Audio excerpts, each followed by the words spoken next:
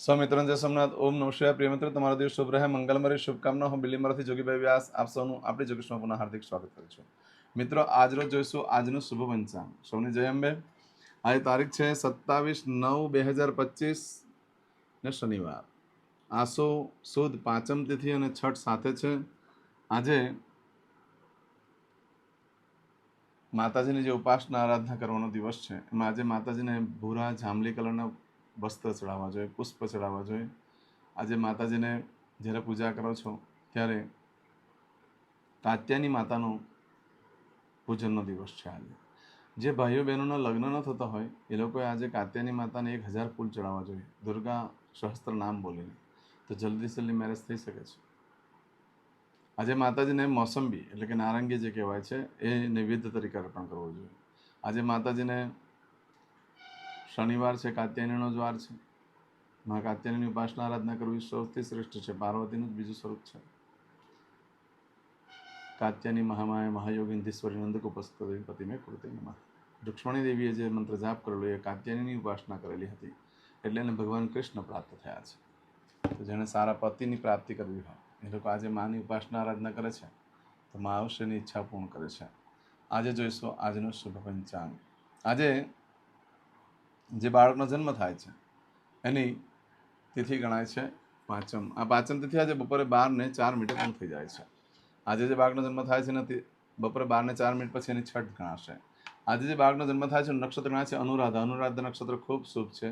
આજે આખો દિવસ રહેશે અને આવતીકાલે મળસ્કે 1:08 પૂર્ણ થાય છે.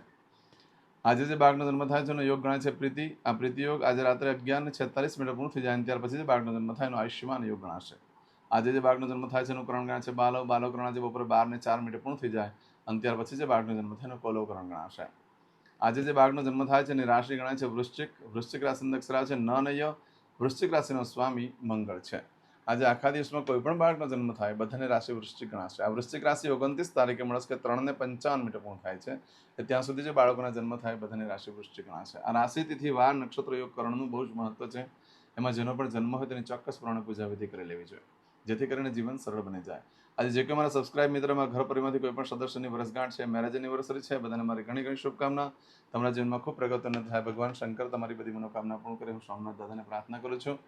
મિત્રો, આજના દિવસે સવારમાં ઉઠી આજનું શુકન કરી લો, આખું વર્ષ તમારું સુંદર રીતે વ્યતીત થશે. આજે જે કોઈ મારા સબસ્ક્રાઇબ મિત્ર મારા ઘર પરિવારમાંથી કોઈ પણ સદસ્યની આજે કોઈ જગ્યાએ ઇન્ટરવ્યૂ આપવા જઈ રહ્યા છે, કોઈ નોકરી ધંધા માટે જરૂરી છે, આજે કોઈ યાત્રા પ્રવાસ માટે જરૂરી છે, કોઈ વિદેશમાં જરૂરી છે, કોઈનું ઓપરેશન હોય, કોઈની ડિલિવરી હોય, કોઈની સગાઈ, કોઈની છઠ્ઠીની પૂજા હોય, આજે કોઈ રમત ગમતમાં ભાગ લેવા જઈ રહ્યું છે, આ બધા જ કાર્યક્ષેત્રમાં તમને દિવ્ય સફળતા પ્રાપ્ત થાય હું સોમનાથ દાદાને પ્રાર્થના કરું છું. પરંતુ મિત્રો, આજના દિવસે આજે જ્યારે ઘરેથી નીકળો છો, આજનું શુકન કરીને નીકળો તો કાર્યમાં સારી સફળતા પ્રાપ્ત થઈ શકે છે. આમ તો તમે કોઈ પણ કાર્ય કરવા જવાના હોય કે ન જવાના, આજે ઘરેથી નીકળો છો તો વડીલ વૃદ્ધ વ્યક્તિને વંદન કરી લો, પિતૃના ફોટાને પગે લાગી લો અને દેવસ્થાનમાં ભગવાનને પગે લાગીને કહેવાનું કે મારા કાર્યમાં મારી સાથે રહેજો. આજના દિવસે ગરીબોને ભિક્ષુકોને દાન દક્ષિણા આપવાનું બહુ જ મહત્વ છે.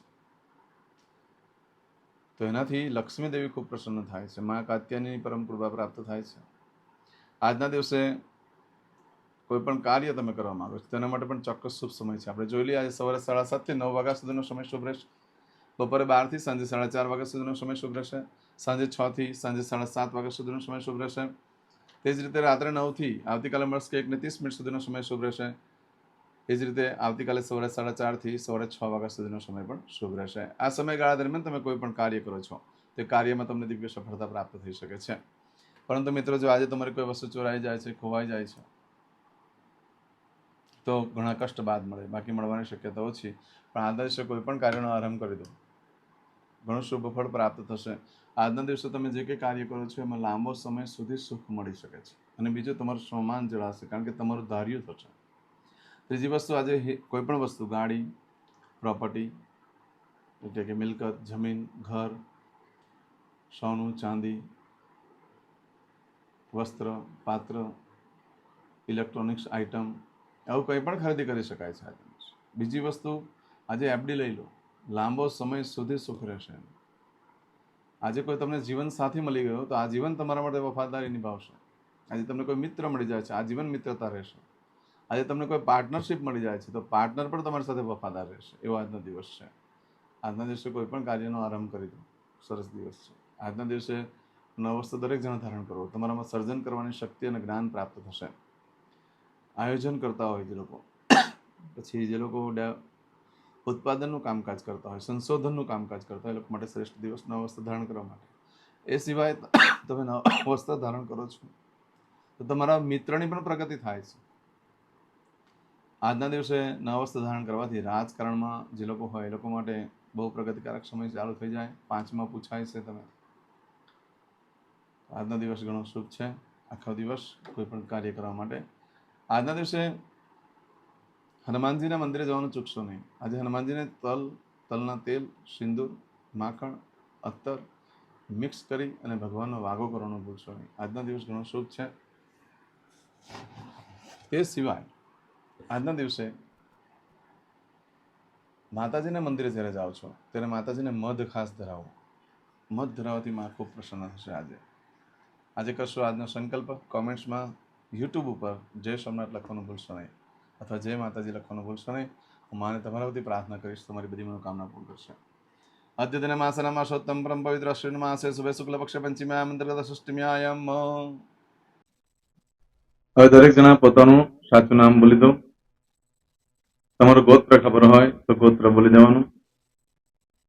પછી બોલવાનું છે અહમ, મમ, આત્મન, શ્રુતિ, સ્મૃતિ, પુરાણોક્ત, પુણ્ય, ફલ, પ્રાપ્તિ, અર્થમ, અપ્રાપ્ત, લક્ષ્મી, પ્રાપ્તિ, અર્થમ, પ્રાપ્ત, લક્ષ્મી, ચિરકાલ, સૌ, રક્ષણાત્મક, લોકેવા, સભાયામ, રાજદ્વારે, વ્યાપારે, વિદ્યા અભ્યાસે, દેશે વિદેશે, સર્વત્ર, યશ, કીર્તિ, વિજય, લાભાદિ, પ્રાપ્તિ, અર્થમ, મમ, અખિલ કુટુંબસ્ય, આયુ, આરોગ્ય, ऐश्वर्यादि, प्राप्ति, अर्थम, मम, जन्म,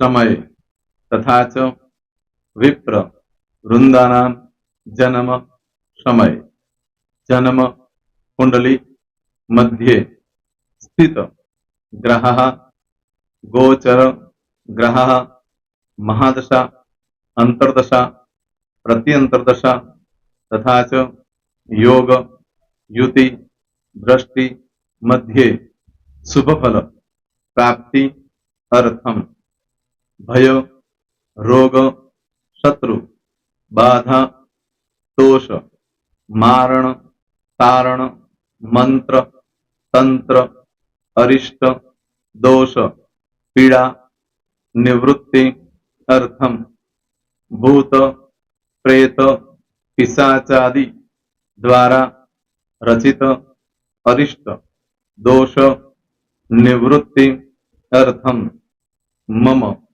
सकल मनवांछित फल. હવે તમારા મનમાં જે કઈ ઈચ્છા હોય તે બોલી જવાનું.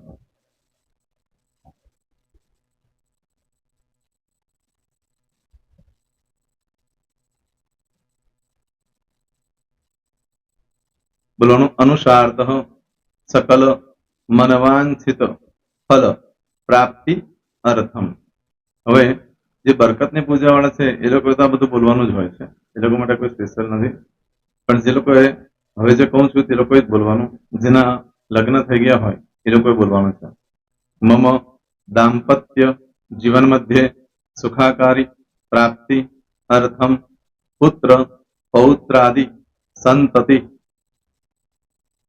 પ્રાપ્તિ અર્થમ.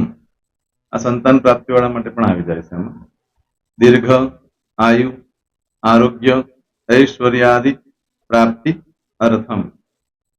તથા ચ હવે જેના લગ્ન નથી થયા તે લોકોએ બોલવાનું. મમ જટટી વિવાહ યોગ પ્રાપ્તિ અર્થમ વિવાહ પશ્ચાત દાંપત્ય જીવન મધ્યે સુખાકારી પ્રાપ્તિ અર્થમ. હવે જે લોકોને સંતાન પ્રાપ્તિ નથી, જે લોકોને સંતાન પ્રાપ્તિ છે કરવી છે એ લોકોએ બોલવાનું. મમ દાંપત્ય જીવન મધ્યે સુખાકારી પ્રાપ્તિ अर्थम तथा च दीर्घ आयु आरोग्य ऐश्वर्यादि समन्वित संतति सुख प्राप्ति अर्थम। હવે જે અભ્યાસ કરી રહ્યા છો છોકરા વિદ્યાર્થીઓ છે તે લોકોએ બોલવાનું છે.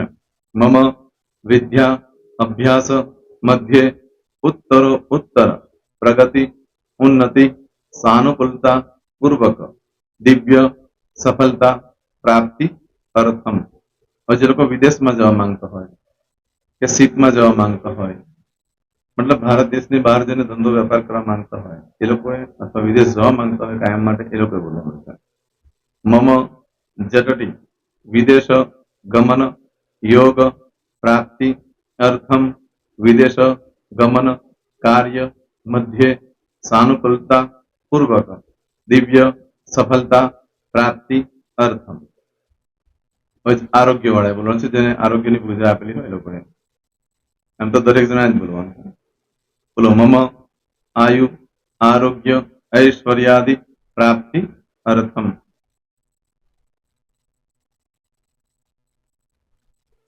હવે દરેક જણા બોલવાનું. સકલ મનવાંછિત ફલ પ્રાપ્તિ અર્થમ અદ્ય દિને પ્રધાન દેવતાનામ નિત્ય દિન અનુસાર્ધ પૂજન અર્ચન કર્મણિ અહમ કરીશ્યે. પાણીવાળી થાળીમાં પાણી મૂકી દેવાનું છે.